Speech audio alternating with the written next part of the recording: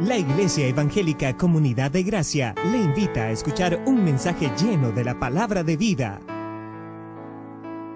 Esperamos que su corazón sea tocado para su edificación y bendición. Cuán dulces son a mi paladar tus palabras, más que la miel a mi boca sedienta. ¡Bienvenidos! Los nombres de lugares, puntos geográficos que la Biblia menciona son reales, no son inventados.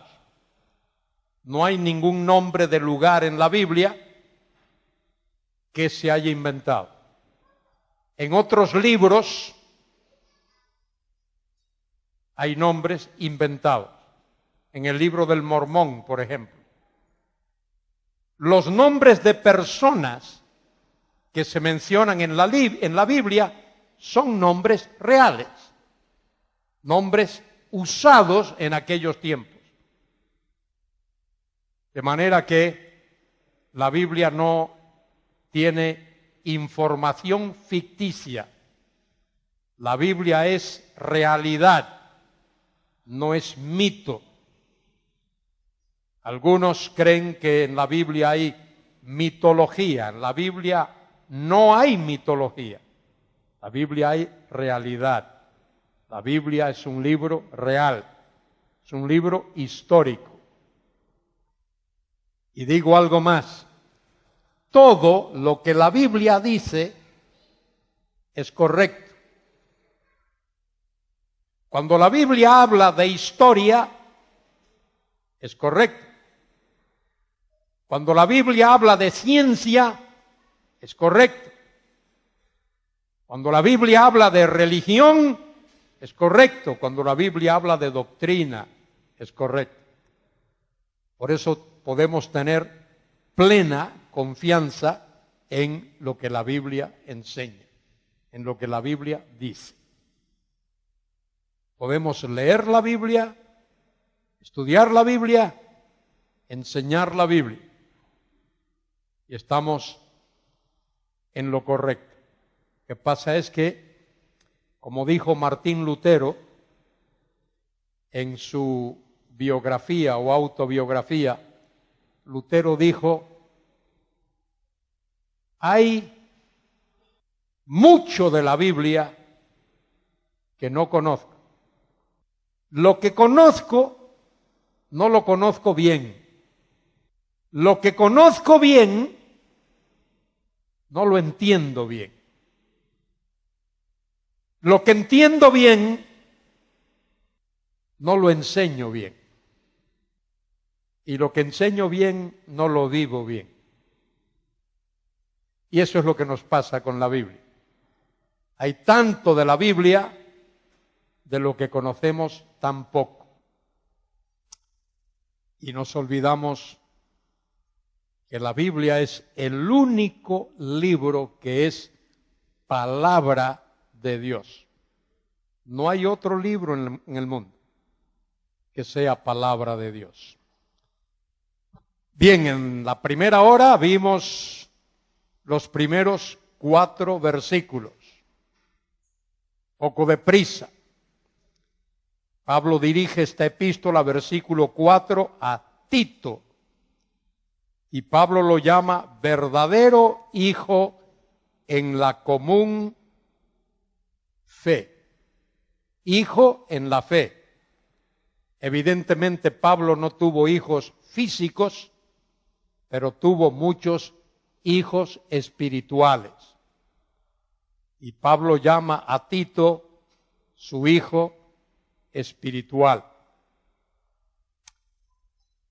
Tito no se menciona en el libro de Hechos, pero se menciona mucho en las epístolas de Pablo a los Corintios.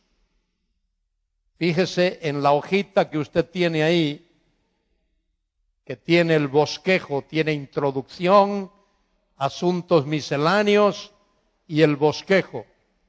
Dice allí en el punto 5 de la segunda parte, el testimonio de Tito se menciona en, y luego hay una lista de versículos. Segunda los Corintios, muchísimos pasajes, y en la epístola a los Gálatas, y luego aquí en esta epístola a Tito. De manera que Pablo dice que Tito era su hijo en la fe. ¿Qué significa eso? Que Tito conoció el Evangelio mediante el ministerio de Pablo. Qué bueno es que uno pueda llevar a personas a los pies de Cristo. Hablarle a alguien del Evangelio y que conozca al Señor Jesucristo. Que no se conviertan a nosotros, que se conviertan a Cristo, no a nosotros. No estamos para hacer discípulos nuestros, sino discípulos de Cristo. Es una linda cosa allí en el capítulo 1 del Evangelio según San Juan, donde aparece Juan llamado el Bautista, aunque no era bautista, era bautizador, Juan el Bautizador, y aparece Jesús allí. Y dice que Juan señala a Jesús, Juan 1:29. Y Juan dice de Jesús: he aquí el Cordero de Dios que quita el pecado del mundo. ¿Qué sermón más corto? Oiga, he aquí el Cordero de Dios que quita el pecado del mundo. 12 palabras. ¡Qué sermón! ¿Sabe lo que pasó? ¿Qué pasó? Juan predicó un sermón de 12 palabras. ¿Y qué pasó? ¿No habéis leído? ¿Sabe lo que pasó? Perdió a 4 discípulos. Se fueron tras Jesús. Predica un sermón de 12 palabras y pierde 4 discípulos. Se van detrás de Cristo. Bueno, nosotros tenemos que hacer algo así. Que no nos siga la gente a nosotros. Que sigan a Cristo. El camino, la verdad y la vida. Nadie viene al Padre si no es por medio de Cristo. Muy bien. Hemos visto esos primeros 4 versículos. Versículo 5. Ese es el versículo clave de toda la epístola. El versículo clave de la epístola a Tito es capítulo 1, versículo 5. ¿Os vais a acordar de eso? ¿Sí? Muy bien. Ahí está. Por esta causa te dejé en Creta. Creta es una islita, está ahí todavía.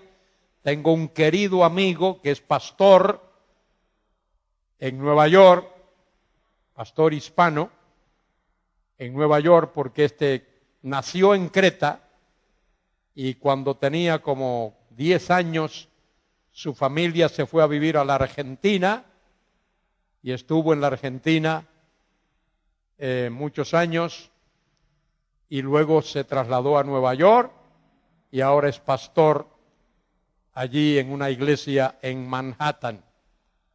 Mi querido hermano y amigo Alex Enviridis nació allí en la isla de Creta.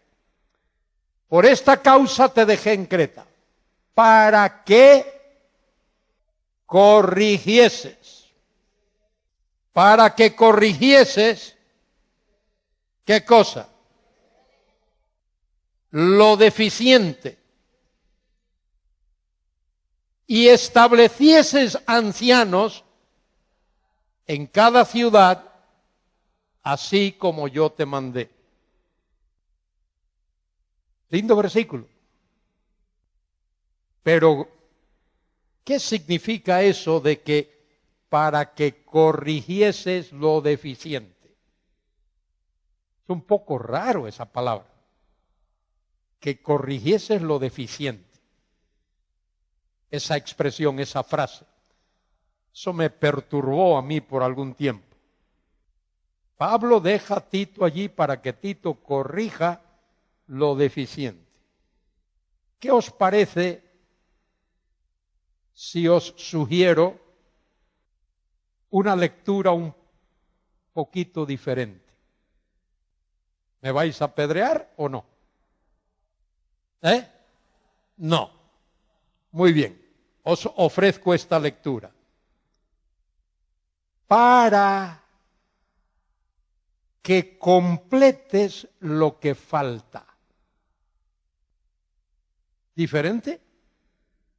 Pero es lo que el texto dice. Por esta causa te dejé en Creta, para que completes lo que falta. Ahora veis que hay una I griega, hay una conjunción. Esa conjunción equivale a lo siguiente. Por esta causa te dejé en Creta para que corrigieses lo deficiente o para que completes lo que falta, coma. Es decir, la I griega esa equivale a es decir. Esto es lo que faltaba en Creta. ¿Qué es lo que faltaba en Creta? Ancianos. Los ancianos son los pastores.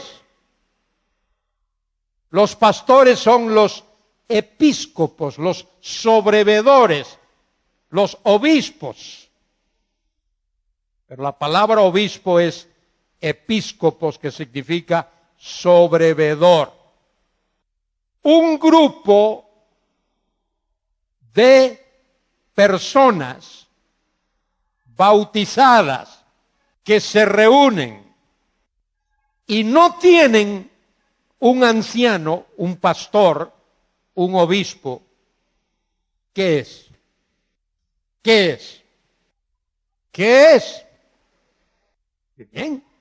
Un grupo de creyentes que se reúnen en un sitio y no tienen ancianos, pastores, sobrevedores, es un grupo de cristianos que se reúnen.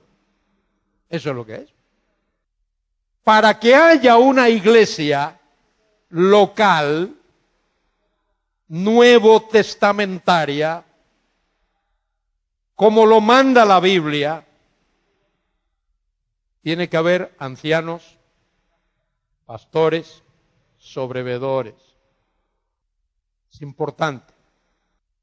¿Qué es una iglesia local? ¿Qué es una iglesia local? Una iglesia local. A ver, ¿cómo me defines tú qué es una iglesia local? ¿Perdone? A ver si somos capaces de definir esto. Una iglesia local es un grupo de personas que han creído en Jesucristo, número uno, que han sido bautizados, que se reúnen sistemáticamente,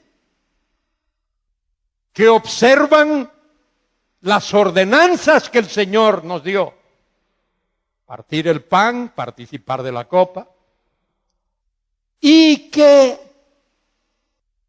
se edifican mutuamente y están bajo una disciplina. Y para que haya una disciplina tiene que haber pastores, tiene que haber ancianos, tiene que haber sobrevedores. Si no hay anarquía. Y en la iglesia no debe haber anarquía.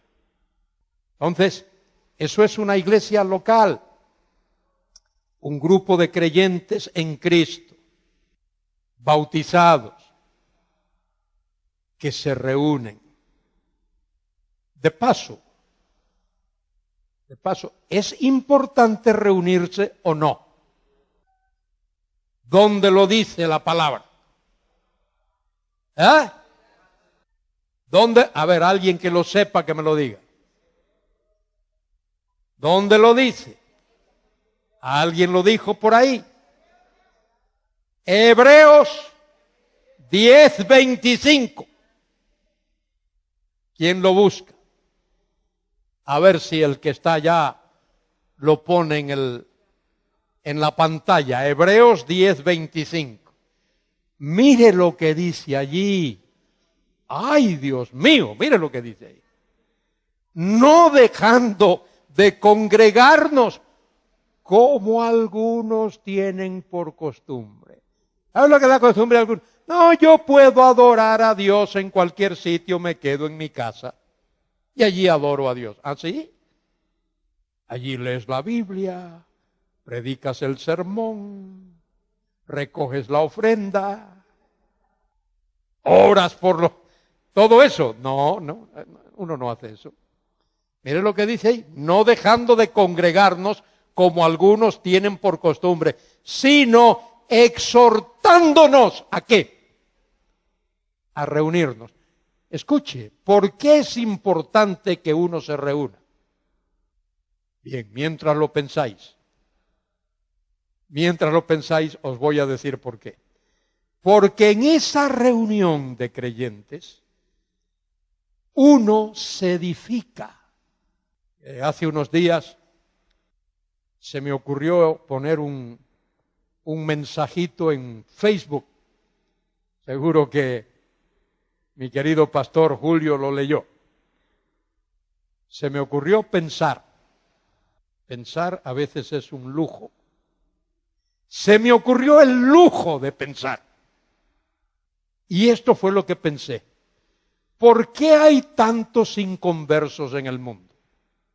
¿Por qué hay tantas personas en tinieblas en el mundo? ¿Por qué hay tantas personas desorientadas en el mundo? Espiritualmente. Y así hice algunas preguntas. Entonces, fui repasando. ¿Será porque nunca han oído el Evangelio? ¿Será porque nadie le ha dado testimonio de Cristo? ¿Será porque no tienen acceso a una Biblia o a un Nuevo Testamento? ¿Será porque no tienen una capilla, una iglesia, decimos, cerca? Me puse a pensar en todas esas cosas y fui contestando eso. No es porque no hayan oído el Evangelio. No es porque nadie le haya dado testimonio. Y no es porque no tengan acceso a una Biblia. ¿Sabe por qué hay tanta gente perdida en este mundo? ¿Sabe por qué hay tantos inconversos en este mundo? Tantos.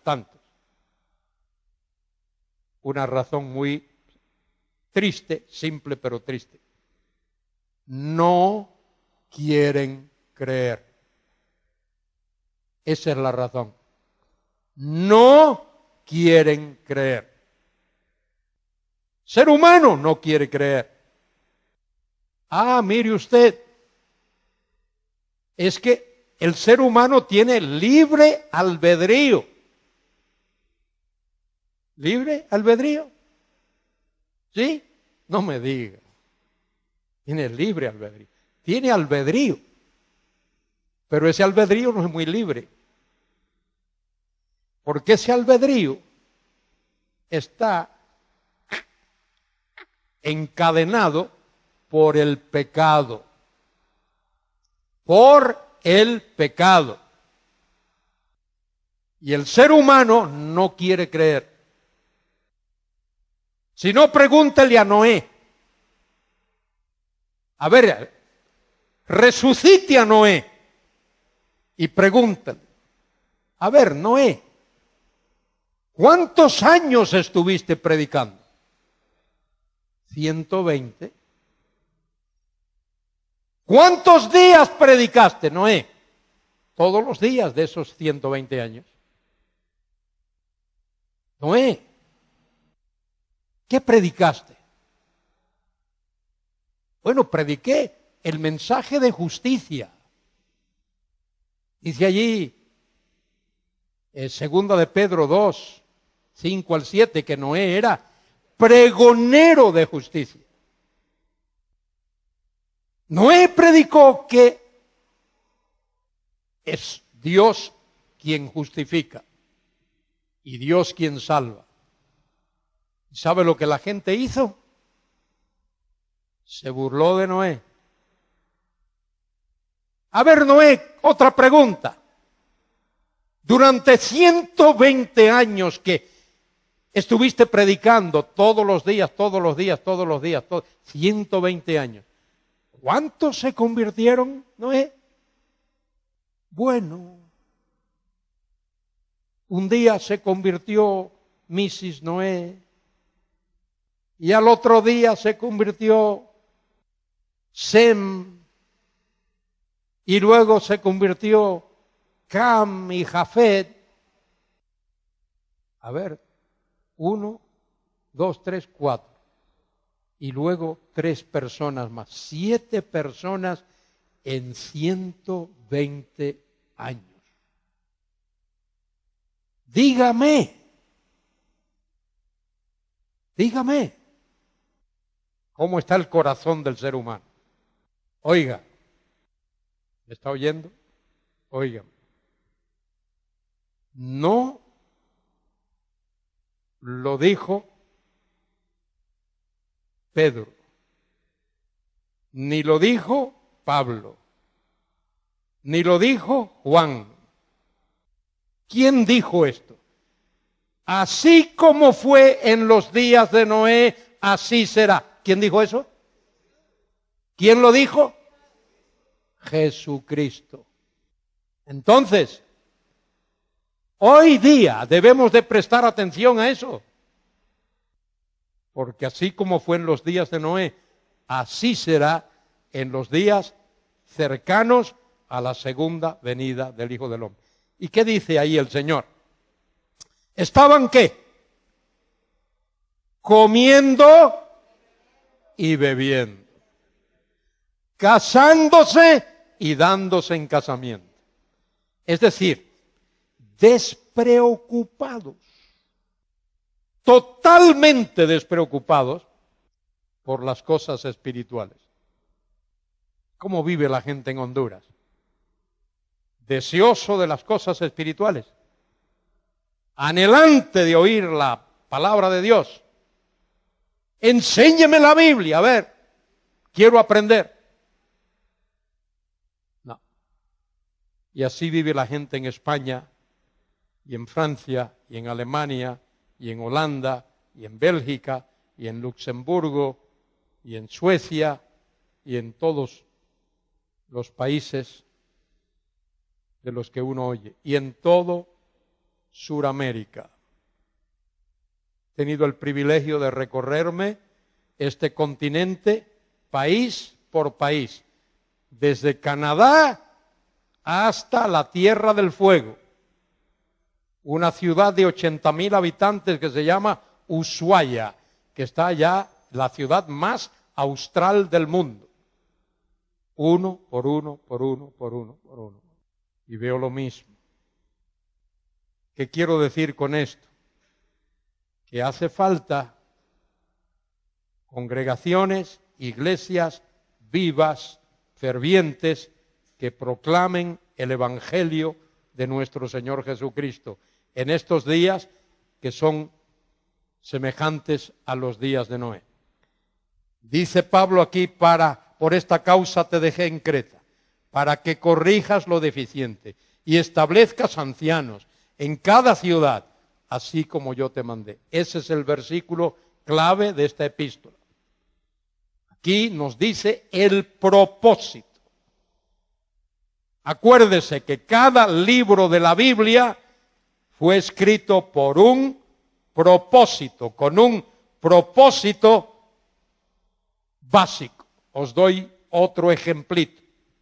Mire lo que dice, lo que escribió Pablo, 1 Timoteo 3:15. Mírelo ahí. ¿Por qué escribió Pablo 1 Timoteo? Versículo 14.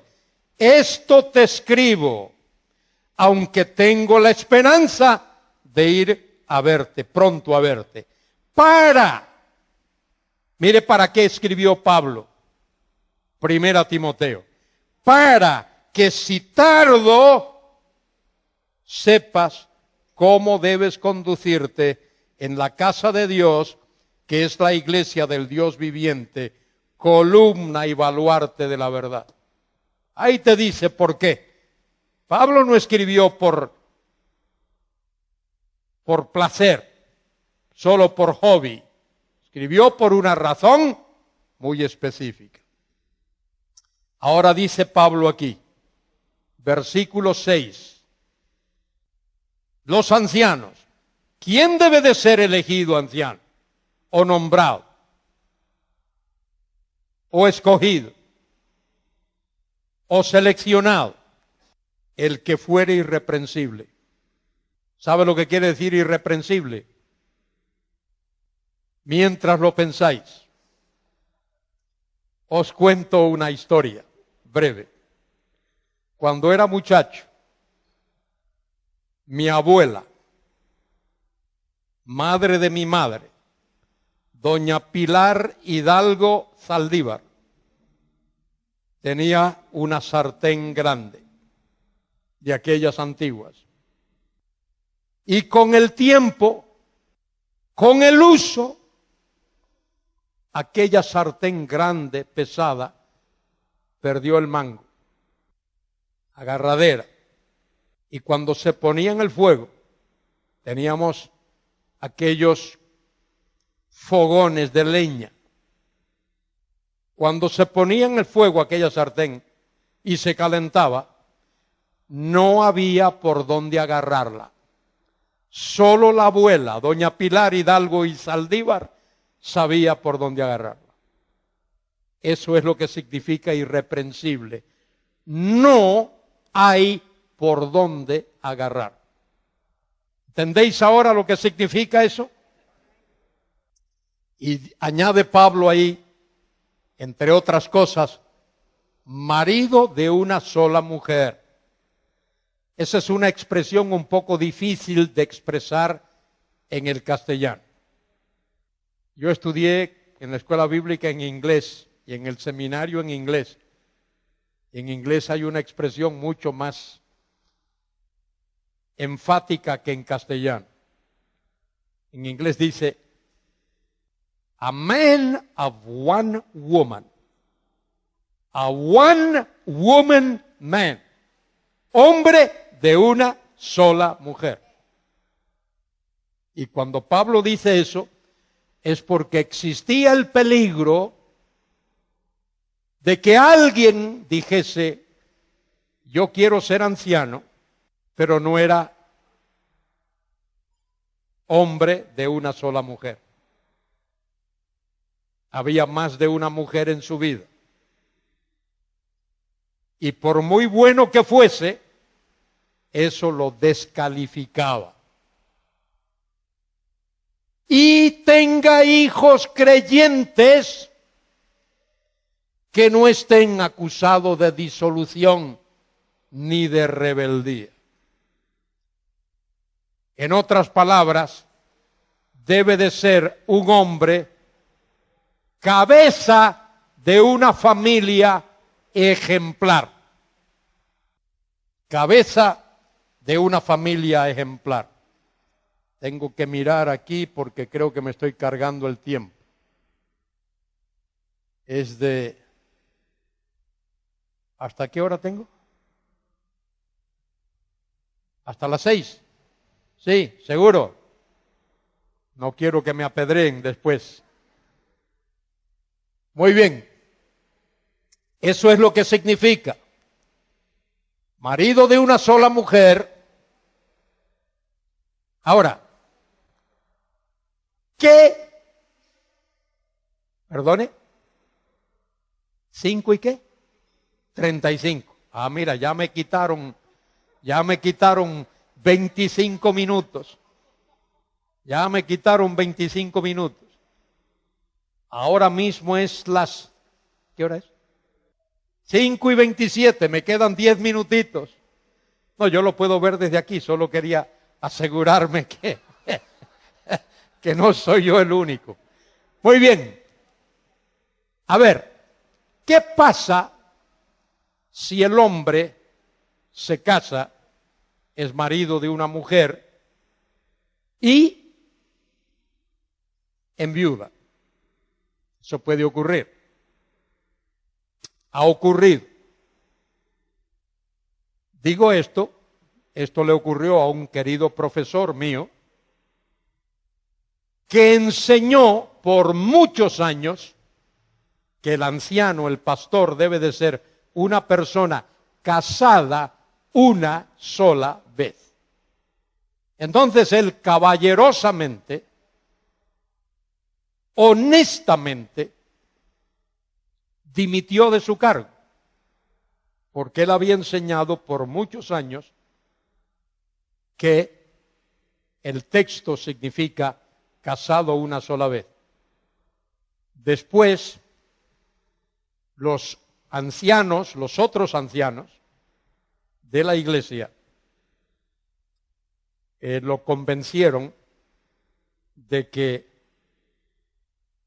hay otro punto de vista, que no significa solo casado una vez, punto, sino tener una sola mujer, ser marido de una sola mujer.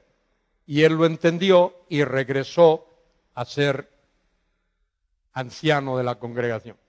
Entre paréntesis, en una iglesia debe de haber pluralidad de liderazgo. Es importante que haya un pastor que sea el responsable, pero que no sea el único. Hay congregaciones, hay iglesias que tienen un pastor único que ordena y magna y manda y quita y pone y veta y no veta. En una congregación nuevo testamentaria debe de haber pluralidad de liderazgo. A ver, alguien que me busque allí Filipenses capítulo 1. Tenemos medio minuto, si se tardan mucho no tendremos tiempo. Filipenses capítulo 1. Ah, mire, ya está ahí. Pablo y Timoteo, siervos de Jesucristo, a todos los santos en Cristo Jesús que están en Filipos, con los obispos, plural o singular, plural, y diáconos, plural o singular, plural. De manera que bíblicamente debe de haber pluralidad de liderazgo en la iglesia. Bueno, se me acaba el tiempo.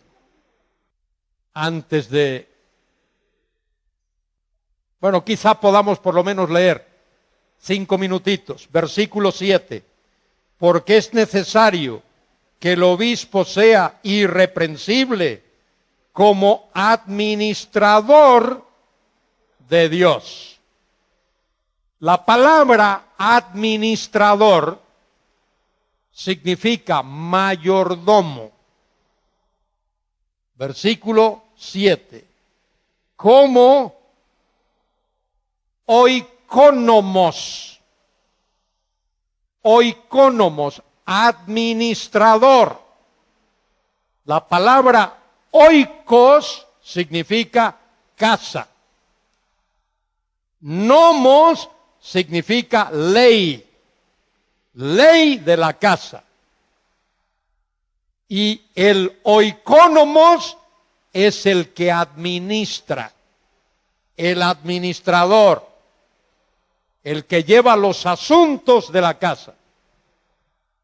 En el palacio de Su Majestad el Rey hay una persona encargada de los asuntos de la casa real. Él es oikonomos. Y ahora fíjese en esto. Cuando Dios creó al hombre en el huerto del Edén, puso a Adán, Dios puso a Adán para que fuese el administrador de todos los bienes de Dios. Una especie de virrey, Adán. Y Dios creó al hombre para que el hombre fuese administrador, oikonomos, responsable de su hogar. Y Dios creó a la mujer y unió a esa mujer con Adán para que ella fuese su ayuda idónea. Usted ha escuchado uno de los mensajes predicados en una de nuestras reuniones generales. La Iglesia Comunidad de Gracia está ubicada en Carretera al Batallón, frente a Diario La Tribuna, PBX 2234-2300. Nuestros horarios de reuniones: jueves, Doctrina para la Vida, de 6 a 7:30 de la noche. Viernes, Oración y Milagros, de 6:30 a 7:30 de la noche. Sábados, reunión de jóvenes, de 4 a 5:30 de la tarde. Domingos, nuestra gran reunión general, de 11 de la mañana a 12:45 del mediodía. Venga y forme parte de nuestra gran familia. Usted y yo somos Comunidad de Gracia. ¡Le esperamos!